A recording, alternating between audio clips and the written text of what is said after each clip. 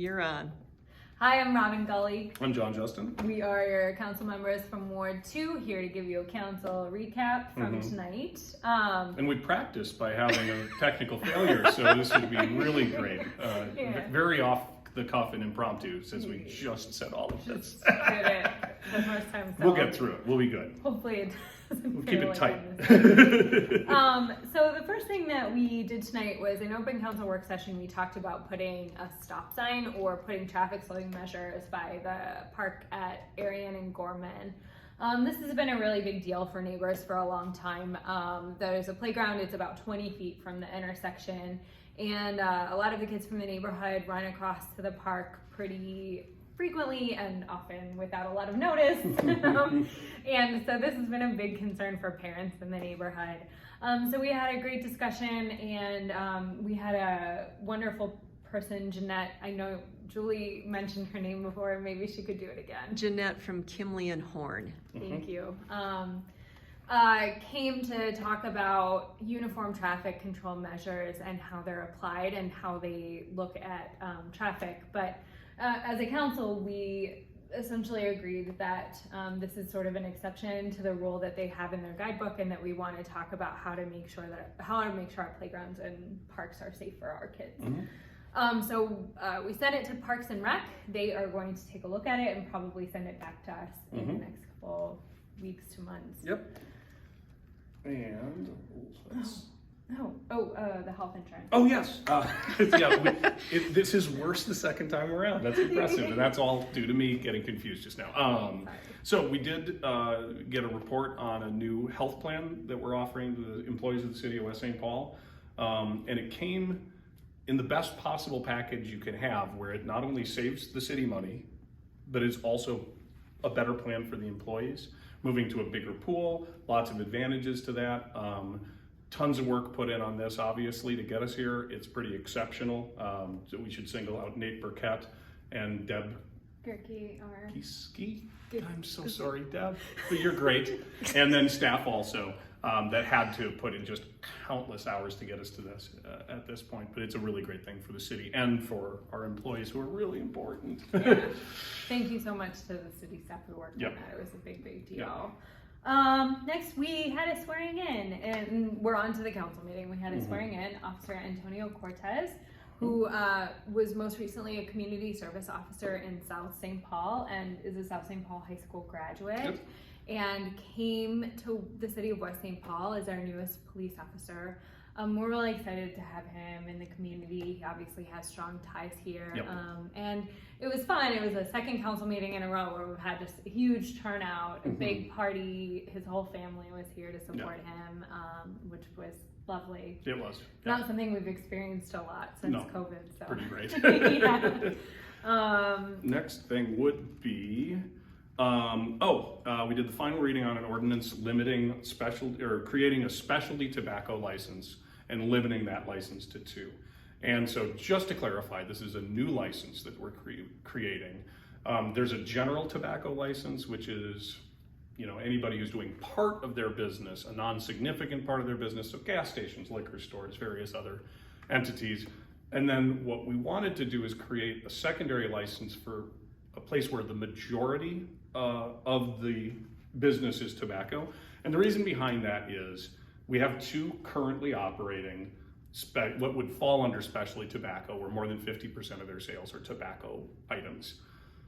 We didn't want to obviously throw them under the bus and try to yank the rug out from under them, but what we also generally, both for public health concerns and just policy issues, there's a lot of other communities that are changing their laws, and these borders are porous. I think there was a concern that if we were somewhere in the rear of the pack with how we were legislating, that we would end up with a lot of these sorts of stores coming into town, and I don't think anybody felt like that was the best option for West St. Paul. So I think this is a pretty good, elegant solution. Doesn't hurt anybody, but does keep that cap where we kind of want it. Yeah. And I'm going to pass it right back to John to talk about working minimums and building setbacks. Yes, so we did the final on the changes with the reduction of up to 50% minimum parking requirements for businesses, the frontage between how much of the building and how much of parking can be up on, the main street. And I've forgotten the third part, which is really important. Hilarious. Building setbacks, parking minimum. Building setbacks. So right now we have this weird thing where certain zones can be further away than other zones from the street. So what we've done is we've moved the further away ones up to conform. An idea there is as you go down Robert Street, what you don't want to see is a lot of this sort of here, that sort of gapped sort of look. And so this should do a lot for development possibilities. This should do a lot for pedestrian issues. This should increase walkability and bikeability and free up some property owners to maybe look at outlot development, which we've started to see and we'd love to see more of because, to see a parking lot that isn't being used, we don't need that. And why not have people free to do what they want and bring more to our city? So I want to thank specifically Planning Commission members, current and past, council members, current and past, staff, current and past. This has been in the works for a long time, and a lot of people have done a lot of heavy lifting to get us where we are at right now. It's great to be in the seat when it finally happens, I'm not gonna lie. But we need to give credit where credit is due. This is a huge effort by a lot of people. So thank you all for all of that work. The next thing was that we revisited our sign ordinance again. And actually, this is going to be a long-term conversation, something that we have to go back to again and again, and something that we'll be doing over the next few months. But for the moment, what essentially happened was a judge basically told us that we were enforcing our sign ordinance in the wrong way.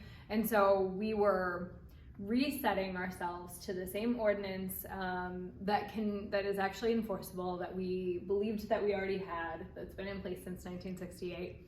And over the next couple months, we're really excited to dig into the sort of intersection between signs and public art, and how we encourage people to have public conversation and public art in our community, but also not just protect folks, but hold people to sort of having being respectful of neighbors. Yeah, respectful limits. So this didn't change anything really. Essentially, it just put our sign ordinance back to the way that we thought it was, and it gives us a baseline to work from. It's kind of important. You can't just be flailing around in murky waters where nobody has any idea where you're starting from. So this is where we start. Where we go from here is undetermined. It's going to take a lot of input from the community, a lot of talk among council, but we can start here. This isn't the final answer, but we'll see how this develops. But now we'll have the time to do it calmly without it being in a situation where maybe there's challenges pushing in one direction or the other. This lets us do policy rather than anything reactive, and that was, I think, the other goal, is to not be put in that spot. I do think that this would be a great time to let folks know that if you have ideas or thoughts about our sign ordinance, our public art in the city, now would be a great time to reach out to your council members and just start this conversation, because it's going to be a big long-term discussion, and something we'll revisit for years to come.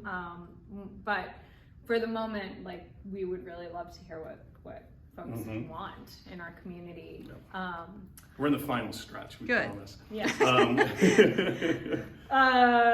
We did a first reading on increasing the size of the Planning Commission, and a huge shout out to Julie Eastman, who is once again saving us from ruining our video with selfie by trying to do it in selfie mode. But also Julie was the architect of this expansion of the Planning Commission, and it's a really big deal. The idea was that we absolutely wanted to have board representation in our Planning Commission, and so this was the first step toward that. And we're gonna get there. And then just some cleanup stuff. We had a couple residents. It was only 4 properties that kind of got double hit by 2 street reconstruction things, and without going into details, because what we did is we figured out a way to deduct the previous street reconstruction from their current assessment. So I think that's fair to them. It's also fair to their neighbors that are paying. The second reconstruction is a much larger amount than the first one, so we had to be careful about that, where everybody's paying their share and stuff. But I think the impression I got, at least from the few that were here, they were satisfied with the result. And I just think it's the right thing to do, you know, so that That's is it. That We was did it. longer the second time. Yes, but it definitely was. Yeah, that's my fault, and that's okay. Thanks so much. Thanks for tuning in. We will see you in a couple weeks. Bye-bye.